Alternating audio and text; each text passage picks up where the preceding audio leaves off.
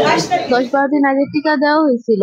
তারপরের দিন আমাদের জ্বর উঠে এবং কয়েকদিন যাবৎ জ্বর আসছিল। তারপর জ্বর কমে, তারপর আজকে 2টার দিকে একজনের শ্বাসকষ্ট হয়, তখন তাকে ডাক্তারের কাছে নেওয়া হয়। তখন ডাক্তার বলছে এখানে না রেখে চারগাছ নিয়ে যেতে আমাদের এখানে, কিন্তু তাও রাখি নাই। তারপর সদর হাসপাতালে নেওয়া হয়েছে। তারপর একজনের পর কয়েকজনের এমন শ্বাসকষ্ট হয়ে যায়, হাত পা বাঁকা হয়ে যায় এবং মুখও বাঁকা হয়ে যায়। এতদিন কোনো সমস্যা হয়েছিল না, হঠাৎ করে আজকে স্কুলে গেছিলাম পরে আমরা একজনের আমাদের সাথে একজনের হঠাৎ করে ওর এরকম শ্বাসকষ্ট হইতেছিল।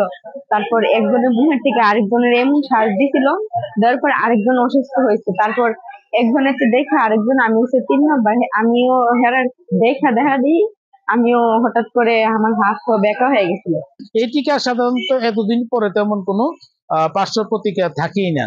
এরপরও আপনারা জানেন যে স্কুলের এই বয়সের মেয়েদের গণমনস্তাত্ত্বিক রোগ অথবা মাস সাইকোজেনিক ইলনেস নামে একটি ডিজিজ অতি প্রাচীনকাল থেকে এটা চালু আছে, বাংলাদেশে চালু আছে। তো আমাদের কাছে মনে হচ্ছে এটা গণমনস্তাত্ত্ব রোগ অথবা সাইকোজেনিক ইলনেস এই বয়সের মেয়েদের যেহেতু হয়, এটা এরকমই মনে হচ্ছে। আর এই টিকাটি নিয়ে কোনো গুজব ছড়ানো ঠিক হবে না।